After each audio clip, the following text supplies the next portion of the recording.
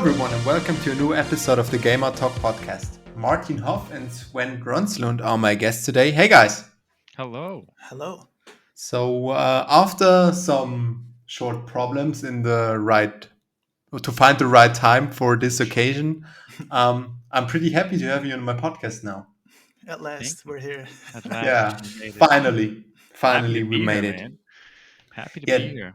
Yeah, this is like the third episode of my co-op session where I have more than one guest. So yeah, pretty looking forward to be speaking with you guys now. So maybe you can give us a short introduction of yourself.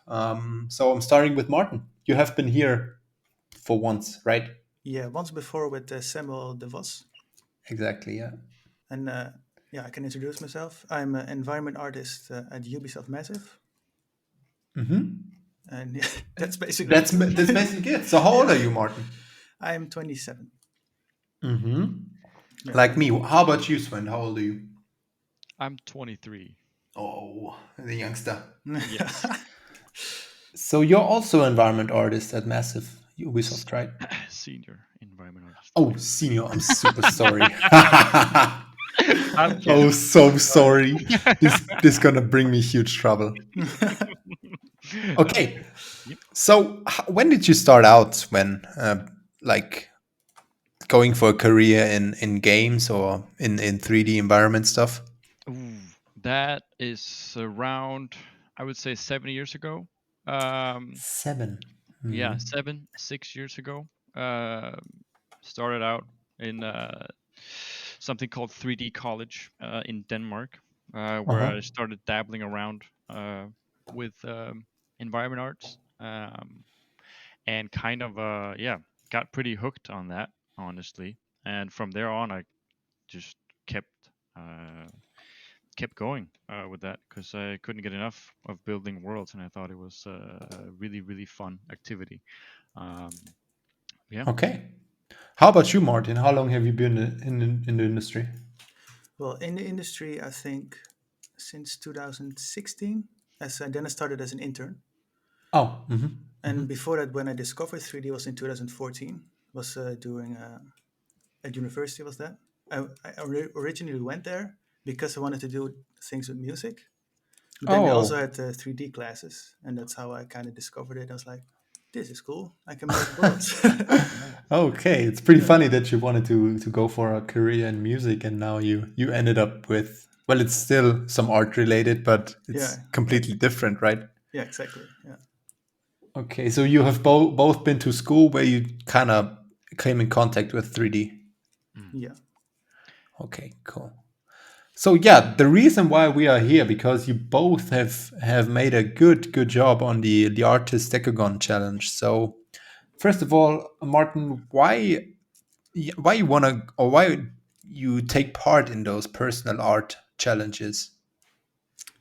Yeah. Well, normally I always kind of do personal art, and when there's a challenge with a theme I really like, Money. not the money. Sven. When there is a theme I really like, then I how do I say that? I mean, post-apocalyptic is kind of I really like doing that, and if there is a challenge also in that theme, and it was at the right time for me because I didn't have any personal projects going, so I thought, oh, I can join this one, and it's also cool because you join with multiple people, so you can see what other people do. Oh yeah, and it motivates you to actually finish it. Okay, so how about you, Sven? I think the same reason apart from money. Yeah, what Maarten said. I'm kidding. I'm kidding. No, I enjoy the personal project. One point Maarten made is that you actually get a motivation to finish this, and it gives you a deadline, which I normally don't have if I'm doing a personal project out of my free time. That's the biggest problem for most of the people. Like with personal art, you don't have really a deadline. You just just keep on working when you're when you got the mood, and when you don't have the mood, it falls away, right? Exactly. There's a set for you, the theme, as you said, some borders or some boundaries you have to stay inside of. Like an art test. Yeah, exactly. Yeah, or working in an actual production. Yeah. Mm. So there's Yeah. something there where you don't have to think too much about that, and you just go and you push as hard as you can for that, and see if you make it, or if you win Okay. something. So yeah, coming to my next question, how do you stay motivated with such a big project? Like you've both work full time. You come home from work, sitting sitting at the desk all day. So yeah. For me, it's kind of we do, yeah, we work obviously every day on our professional projects, but then Mm-hmm. coming home, it's um, kind of a break from having people tell you what to do and how to do them. Mm. And here it's kind of just you get a break and you get to be your own director in a Hmm. way, and creating something that you can be proud of as well. And having an extra piece for the portfolio is always a nice thing to show off your newly skills, etc. Mm-hmm. And yeah, Hmm. I think For having. me, I think is Sorry, Lemmerson, go ahead. that's the word. For, for me, I think is the fact that we can be really creative with our own projects. That's really Okay. motivational for me. Compared to at work, you can still be creative, but it's more in line with what the actual big project is. Mm, If Yeah, you're you this at can be your home, own boss, right? yeah, you're kind of your own art director, like Sven said. Uh-huh. It's still within a theme, but you can still. I mean, I have a big thing in the middle of my basketball court. I Mm-hmm. just came up with that myself and made it, and that's like really rewarding for me to do it that way. So yeah, you have these own ideas and you can like really get them through from the beginning to an end, Yeah, how you like it and how you want it to be. exactly. Okay, so what was the most difficult part in this environment? I know post-apocalyptic can be like huge. There are lots of things you can make. So what I was the think hardest part there? that was the hardest part. That there is loads of things to make, and Uh-huh. you have to nail down what you want to make, and also keep in mind that you really want to finish this because it's for a challenge. Ah. I Mm-hmm. bounced around a lot of ideas and eventually came to this, but I think it was hard to choose what to make for me. So how yeah, was it for you, Sven?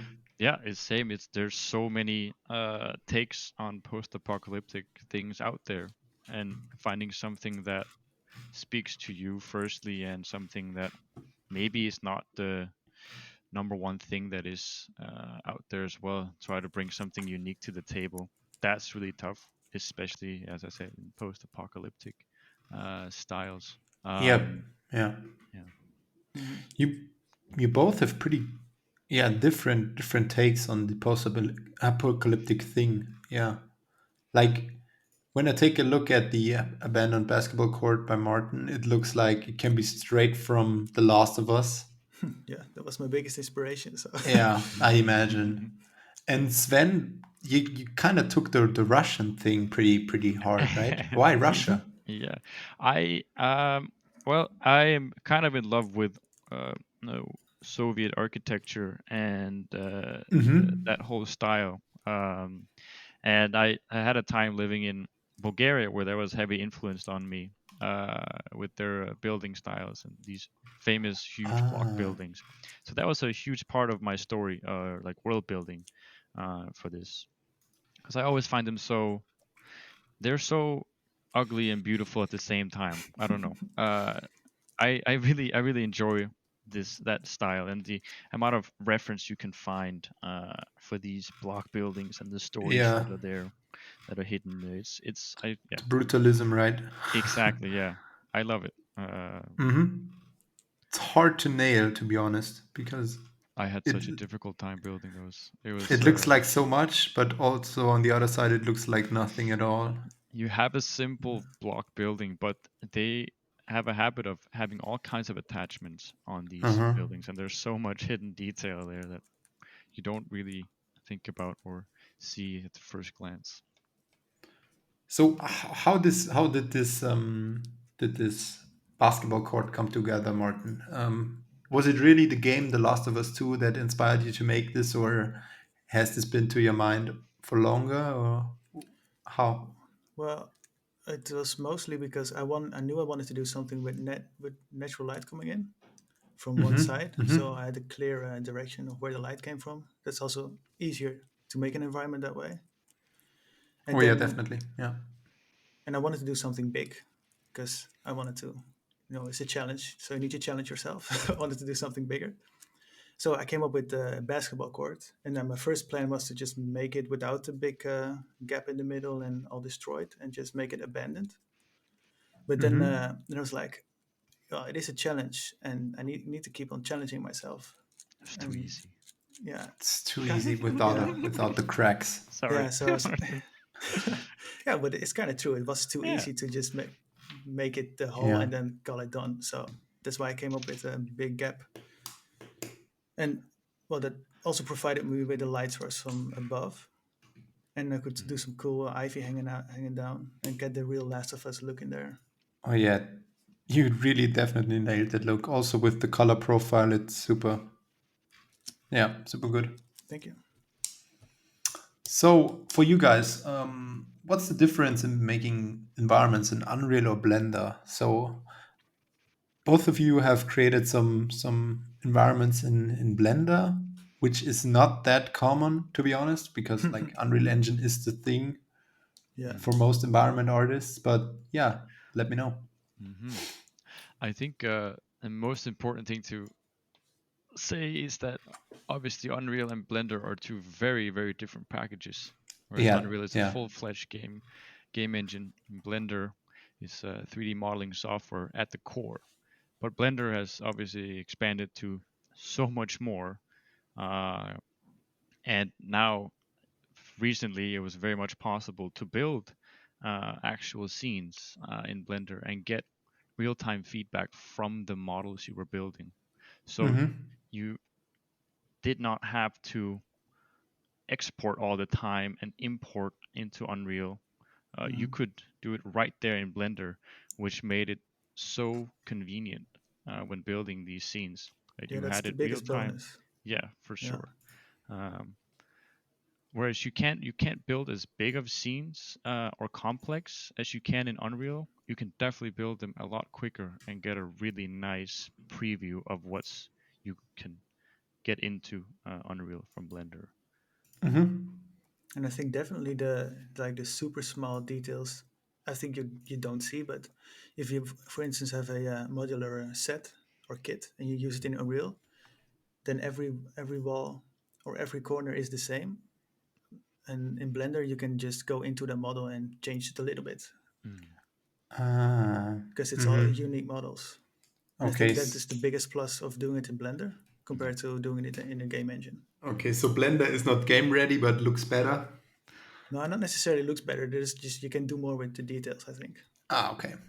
Because Okay. in Unreal, you would have to make a whole new corner, for instance. And in Blender, you just get that one corner and change it a bit. Yeah, for me it's the speed of Blender, but I think both of them look absolutely fantastic. And it's now with the release of Unreal Engine 5, it's really hard to beat that with the visuals and the tools at your hands, at your disposals. But the same with Blender. The Yeah. tools at your disposal there are insane. I had never dreamed that 7 years ago that there would be a free to download software that could do almost anything 3D related for you for free. That to me is absolutely crazy and a blessing, because Unreal and Blender combined is a super super powerful combo. Um, Oh yeah, yeah, definitely. They pretty grew into each other, right? yeah, Yeah. And yeah, it's also, I started doing renders in Eevee, the real-time render engine in Blender, Mhm. when it just came out. So that was also more experimental for me mhm, to see how far I could push it. yeah, Yeah, yeah.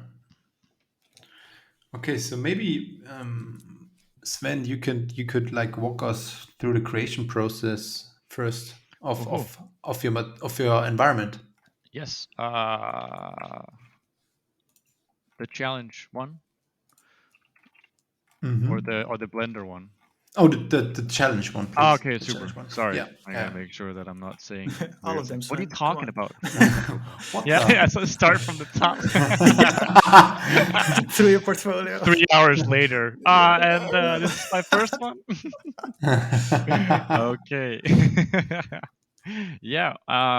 Okay. So first up, my first step is to nail down a location first in the world and a time, and also to nail down um, something that a person that I could see living there or walking around there.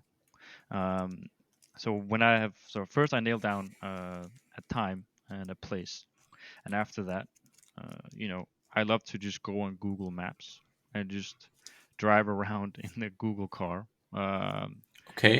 And gather a bunch of references for this area. For example, in this case, it was a bunch of Russian influence, driving around in small Russian villages and finding all sorts of things.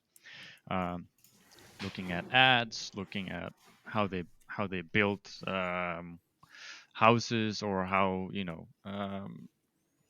what does like a poor area look like? What does a more gentrified area look like? What's the play here? And after that ends up being hundreds of photos. And after that, that's I try to boil down and sort out. And after that, I would sort of start in Unreal and find a mood. I love finding a mood first. Is it dark? Is it kind of spooky? Is it happy? Post-apocalyptic? Usually go for something more scary. Lack Yeah, of a yeah. better word here, right? Um, and then I start blocking out and getting a feel for where I am, and trying to incorporate some of these more high-level references, I would call them. So landmarks you can see in the distance, perhaps, or like this building. Oh, I really would like this building, for example. I want to have this right here, or this type of light that I found, and then I start building that up.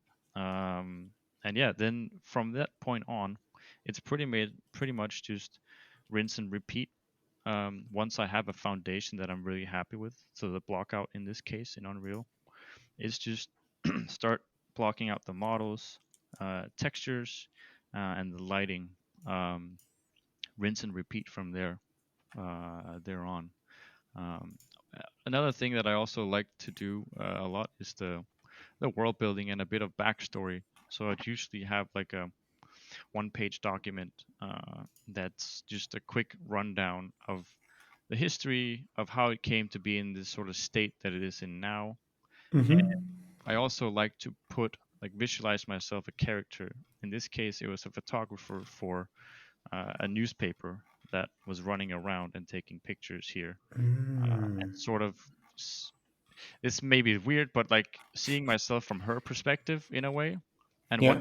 what sort of like comments she would have about my world, and then sort of helping me, I don't know, be more in the world. I don't know how to put that right, but yeah. Yeah, I know what you mean. Yeah, Yeah. okay, yeah.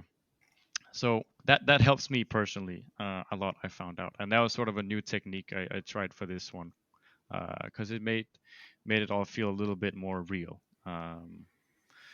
Yeah.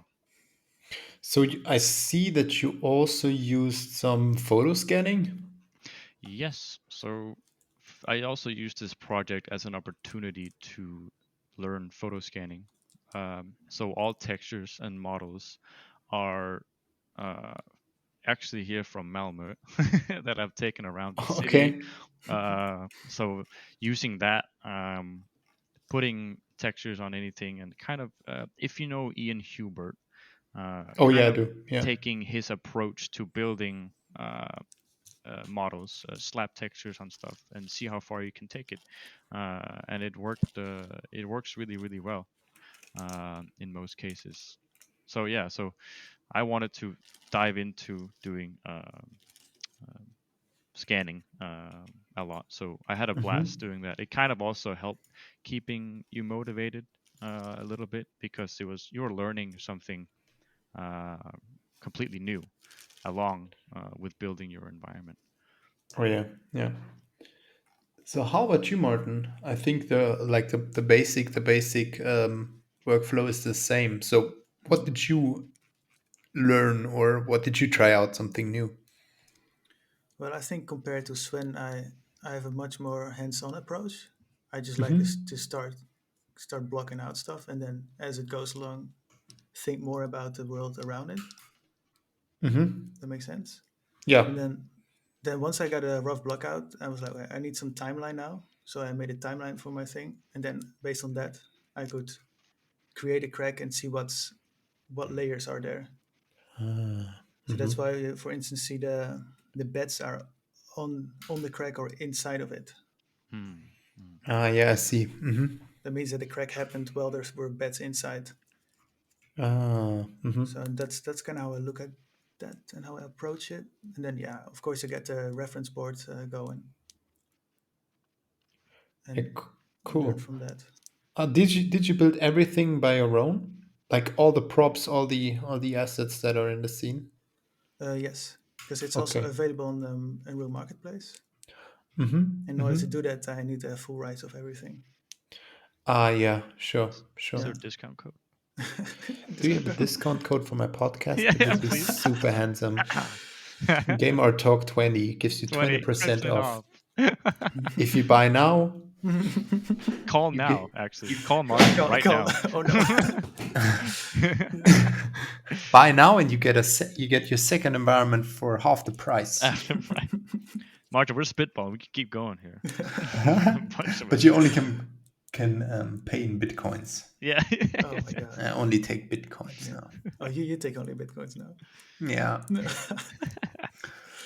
Yeah, but So also I what's want to say that except for the some textures, uh-huh. there's a really good website also for other people that want to do Unreal Marketplace stuff. There's this website Ambient CG, which Hmm? has textures that are in public domain, so you can just use them and you can sell them without embedding them in a game or a product. Oh, Ooh, easy money.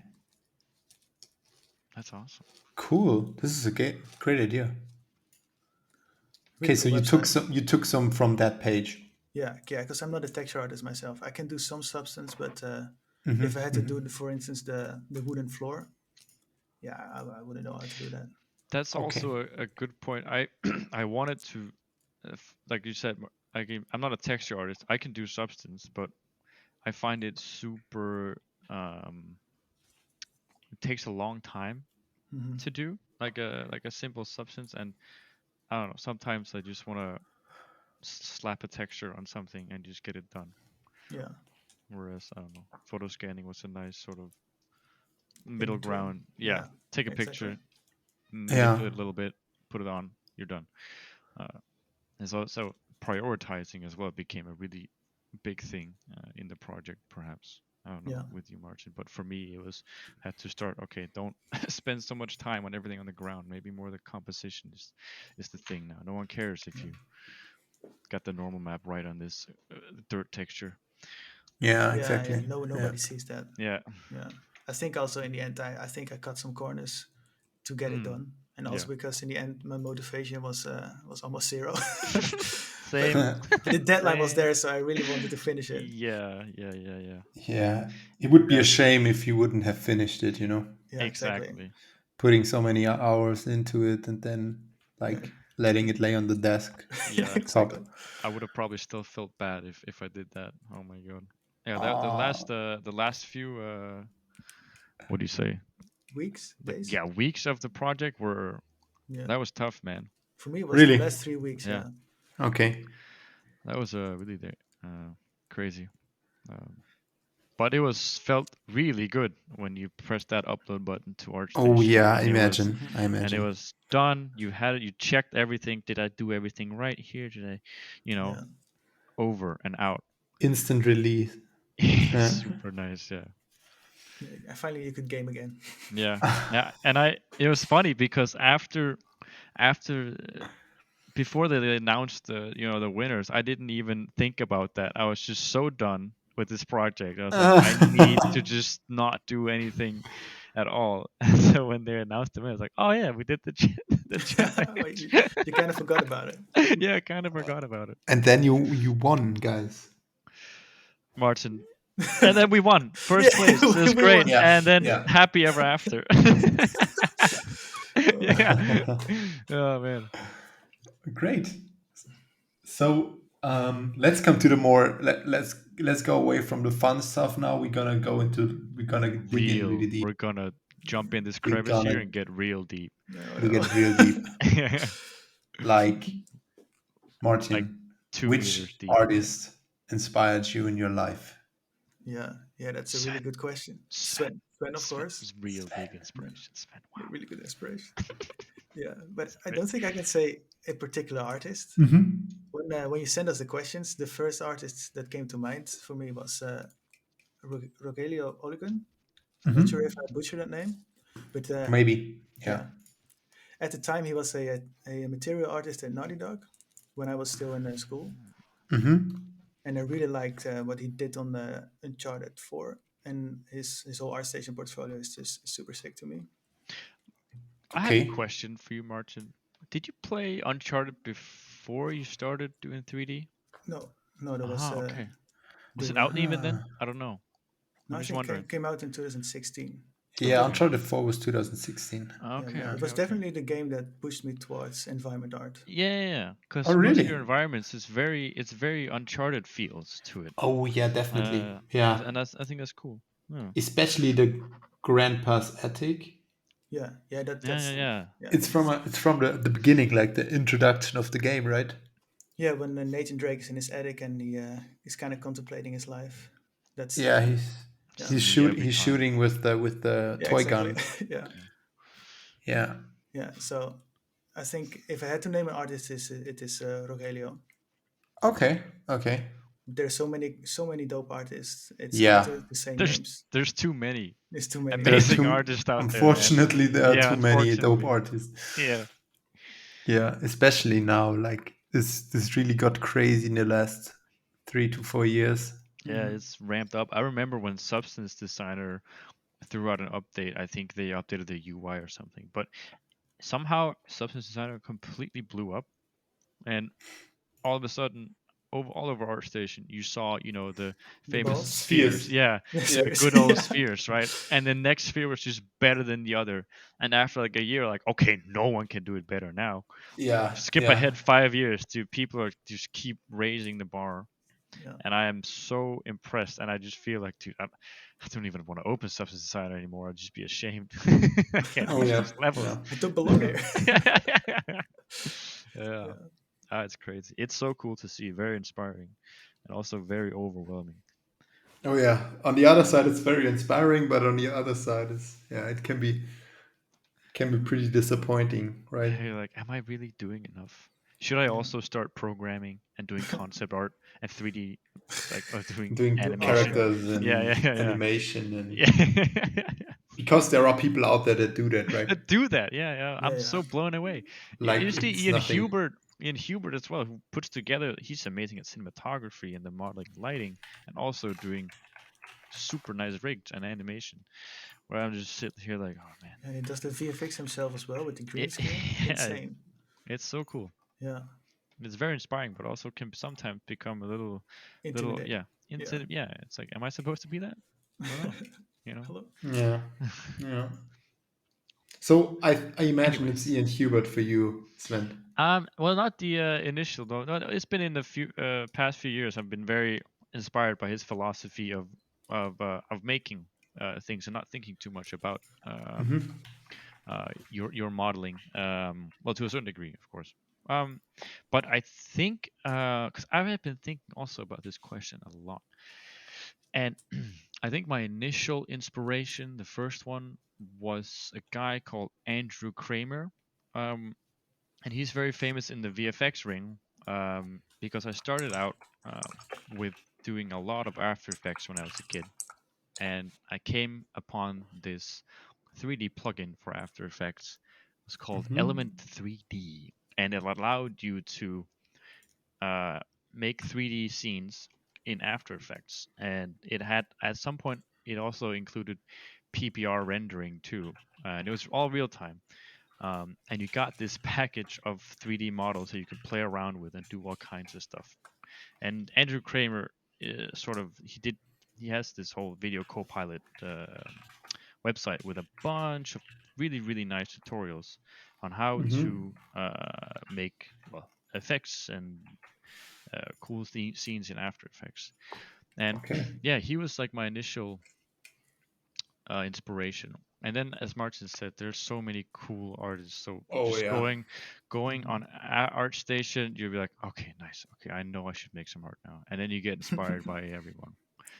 But as well, Ian Hubert, very nice, very inspired by his philosophy and techniques. Yeah, for me it has always been Lino Scheffel. Maybe you've heard of him. I've heard of her. Yeah. He's amazing. Oh, Yeah. I thought you said Alina. No, What Lino did you say? Scheffel. How do you Yeah. spell that? Yeah, maybe if I see a portfolio, I would. Oh, recognize you it. definitely know him. He was part of War Dog, or he is. Nice. I don't know if he Oh yeah, I've is seen anymore. this. Yeah. Oh wow. His presentation and his texturing is just on point. Oh, I haven't seen this. Oh, this is awesome. What? Oh man. Hard surface modeling, man. Yeah, hard That's surface. crazy. Yeah, this is like impressive. more my field.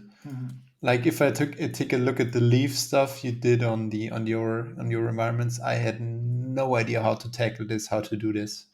Oh, so you're hard surface. I'm hard surface, yeah. Okay. See, I have no idea how to do that. Yeah, to me get it neither. that clean. Yeah, that's another thing, man. Yeah. Really cool. So, which media inspired you in your career, guys? So, I imagine it was Uncharted for Maarten. Yes, I can already answer that. Yeah. So, Actually, how was it for you, Sven? Oh, you can. Oh, sorry, Maarten, Maarten. If you want go to add ahead. something to it, go ahead. Yeah, I Sorry. think a lot of Sony titles are really engaging to me. And lately, also, I've been playing Red Dead Redemption 2. Oh, yeah. I just started playing that as well. Yeah, it's a really good game as well. It's so good. Yeah. Oh, yeah. God of War? Oh, I haven't played that. Oh, yeah, that got me going as well with foliage and like you I want to make really some need to rocks play. now. Yeah, a lot That of is people really said, nice. maybe I should just get on that. Get in there. Yeah. Just get in there. Trust me. I didn't play the ones before. I just started with this one, with the PlayStation 4 one, and it's such a great game. It's a beautiful one. Yeah, very good things. And for you, Sven, so what was it for you? Yeah, my original media that inspired me and sort of pushed me into making environments was After Effects and Gary's Mod, if you have heard of that game. Gary's Mod, because it was this sandbox world where you had every asset or many assets from the Half-Life games from the Source engine. And you could prop and pose and all this stuff. And it got me sort of kickstarted into, oh man, making and building environments and telling stories. And I had it's an older game. What's up? It's an older game then. Yeah, Gary's Mod. Yeah. It's made by Gary. I don't really know his last name, but now he is the maker of Rust, which is probably more familiar. Yeah, but that was great, and that got me started into building environments and telling stories, and then combine that with my After Effects. Then I started slowly looking into what's 3ds Max. What is this? And then I was like, Mom, can you sign me up for this school here? Yeah, and cool. Here I am. I made it. You made it. You made it to the podcast, guys. You made it to the podcast. Yeah, exactly. This is actually what I wanted to be my entire life. Chris, you didn't know. Finally. You made his dream come true, Chris. Yeah, Chris, thank you. Yeah. No worries. No worries. All the time. It's whatever, dude. Just. So, what would you be doing in an alternate universe, guys? So, Maarten, let me guess, you would be a photographer. Yeah, right now I would answer that, but I think if I didn't discover 3D, I think I would do something with music. I hope. I Ah, hope. yeah, Mm. yeah. Even though I think getting a career in music is super hard, Uh huh. the people that succeeded at really really cool. Yeah, they make a lot of money, man. Maybe you should have done that. Yeah, who knows? Hmm. Yeah, Continue. but right now I think I would be a. I'm really into photography lately, so that would Yeah. be my answer now. Yeah. You're also pretty active on Twitter, right? You're posting some shots there. Yes. Yeah. I will Yeah. put your I will link your Twitter Okay. in Nice. the info box as well. Yeah. How about you, Sven? What would you be doing? I would probably be a chef somewhere. Not a chef. But I love cooking. Um, in my free time as well. And get really deep into all kinds of techniques and cultures of Yeah. You food go really worlds. deep with your cooking, I man. go way too deep. Yeah, it's really fun for me. It's kind of like therapy a little bit. It's super nice.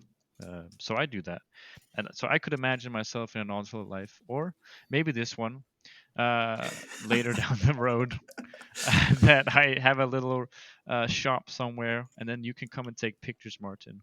Yeah. Yeah. And Chris, you're invited. Oh, Uh, what would you sell? I don't know. See, I've actually thought about that. Right Your now, pizzas are really good though. oh, thank you. Yeah, Oh, maybe I pizzas. need to come to Yeah, Malmö then one maybe. day Yeah, that would be sick. for some I pizza. I Yeah. really got into pizzas at one point. It turned into sourdough pizzas because I started doing sourdough, Ooh, and so I got dude, really addicted to that. Like just like, "Ooh, okay, what can we do now? What I'm can we do?" super hungry now. Yeah, Yeah. sorry. So you got this specific pizza oven, or are you doing it in the regular oven? I wanted to get a Yeah, proper pizza oven, right? sure. But You definitely need one. currently I'm in my apartment. I'm not allowed to have Oh, a pizza oven on my balcony. They won't have me. But I did find an electric alternative, although it is very expensive. So please donate to my pizza Patreon.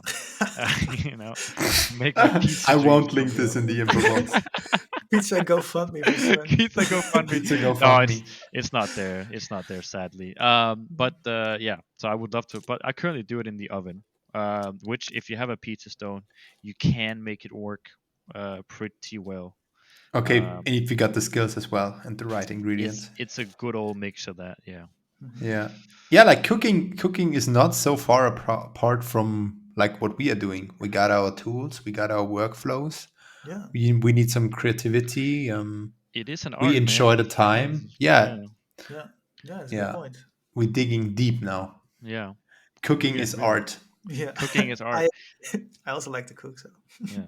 Yeah, Marcy, you got a lot more into cooking as well, which yeah. is Yeah, there super you nice. go. Yeah. It's During super nice. especially during Corona, like I couldn't go out to Yeah, eat, so yeah. it's like let's step up my game in my own kitchen. Yeah, man. Ah, what are you cooking most of the time, guys?